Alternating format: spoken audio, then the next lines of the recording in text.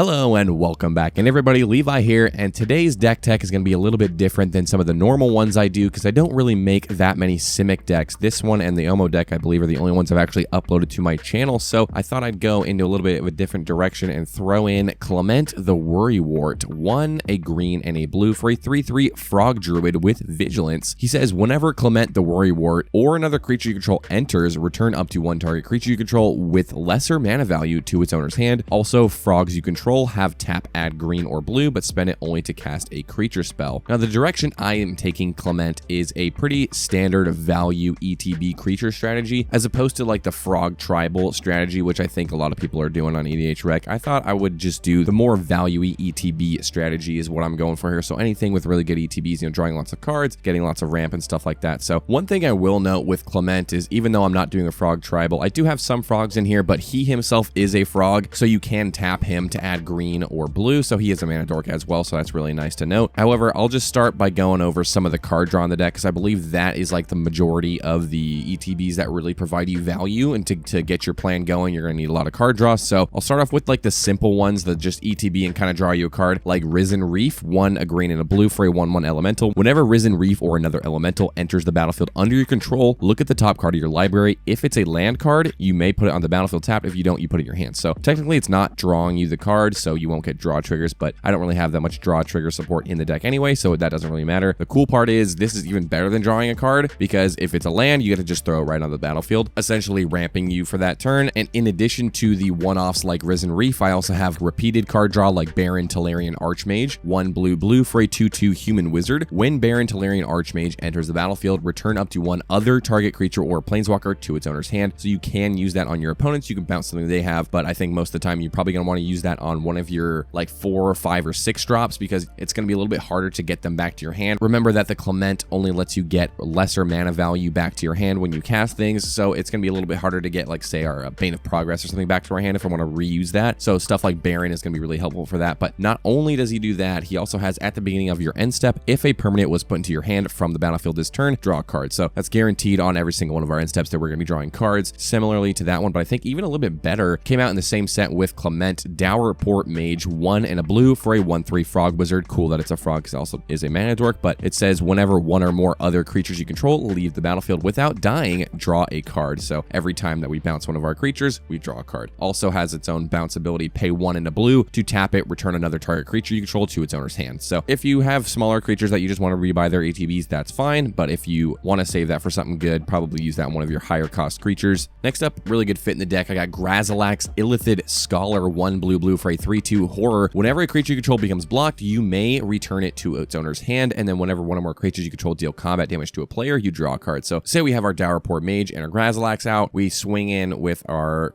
couple creatures. If they happen to get in, we draw cards, but if they don't and they become blocked, they bounce back to your hand, and then you're drawing cards off of the dour-port Mage. So you're drawing cards either way, so really good synergy there with Grazilax. Another one really cool, similar to the commander, Inga and Esika, 2 green-blue for a 4/4 human god. Creatures you control have Vigilance, really nice, and tap, add 1 mana of any color, spend it to only cast creature spells. Really cool that this gives it to all of our creatures, not just our frogs. So this turns all of our, our ramp pieces that ETB and search out, a forest or something like that, to also be tapping for mana. So huge mana potential in this deck. It also says whenever you cast a creature spell, if 3 or more mana from creatures was spent to cast it, you draw a card. So in addition to cards like Risen Reef, I also have cards like Tishana, Voice of Thunder, that will draw you a whole bunch of cards at once. So it's 5 green and a blue for a star merfolk shaman. It says Tishana, Voice of Thunder's power and toughness are each equal to the number of cards in your hand, which will usually be a lot. It also says you have no max hand size, which is great in a bounce deck. Also, when Tishana enters the battlefield, draw a card for each creature you control. So this can just get out of hand really quick. Next up, some of the value-y ramp pieces I have in the deck, like Clifftop Lookout, 2 and a green for a 1/2 Frog Scout with Reach. When Clifftop Lookout enters, reveal cards from the top of your library until you reveal a land card. Put that card onto the battlefield tapped, and the rest on the bottom of your library in a random order. So every time this enters, you are guaranteed to get a land. Put that on the battlefield tapped, and then you throw the rest on the bottom. Also good because it's a frog, so it's a mana dork, but being able to reuse this every single time to guarantee those lands are also really good. I have lots of cards in the deck like Topiary Stomper, 1 green for a 4/4 plant dinosaur with Vigilance. When he enters the battlefield, search your library for a basic land card, put it on the battlefield tapped, and shuffle. However, he can't block or attack unless you have 7 or more lands, so a little bit later in the game, once you have your land count, it becomes a 4/4 Vigilance, which is a good attacker or defender either way. And since we're going to have so many creatures creatures enter into battlefield, I threw in Gala Greeters, 1 and a green for a 1/1 elf druid with Alliance. It says whenever another creature enters the battlefield under your control, choose one that hasn't been chosen this turn. Either put a +1 counter on Gala Greeters, create a tap treasure token, or you gain 2 life. So I think it's pretty likely that we'll have all of those trigger once each turn. Next up, I got Migratory Greathorn, 3 and a green for a 3/4 beast with Mutate for 2 and a green. It says whenever this creature mutates, search your library for a basic land, put it onto the battlefield tapped, then shuffle. You kind of get double value in this deck with Mutate because you mutate underneath a card, then you can bounce both of them back to your hand instead of just bouncing them one at a time. So you have to get 2 creatures to get both of them back as opposed to just the 1. Next up, I'll talk about some of the removal in the deck similarly to the Migratory Greathorn. I also threw in Gem Razor, another creature with Mutate, 3 and a green for a 4/4 beast with Mutate for 1 green, has reach and trample, and whenever this creature mutates, destroy target artifact or enchantment that an opponent controls. So also have cards like Manglehorn, 2 and a green for a 2/2 beast. When Manglehorn enters the battlefield, you may destroy target artifact, and then when it sticks around, artifacts your opponents control enter the battlefield tap. So that one's pretty nice. Kind of just slows our opponents down. And since I have such a creature-focused deck, I don't really have many other permanents. I have some artifacts, but not too many, so I thought throwing in Filter Out would be really good in this deck. 1 blue for an instant, return all non-creature, non-land permanents to their owner's hands. I have a feeling this is going to be hurting our opponents a lot more than it's going to be hurting us. I have very few enchantments. I think I have maybe 1 or 2. I also don't have that many artifacts, so I don't think this will be hurting us very much. Similarly to that one, I threw in Back to Nature, 1 and a green for an instant. It just says destroy all enchantments. Next up, I'm going to be talking about the utility in the deck, just some cards that don't really fit into the other categories, but really help propel our deck forward. This is definitely my favorite in this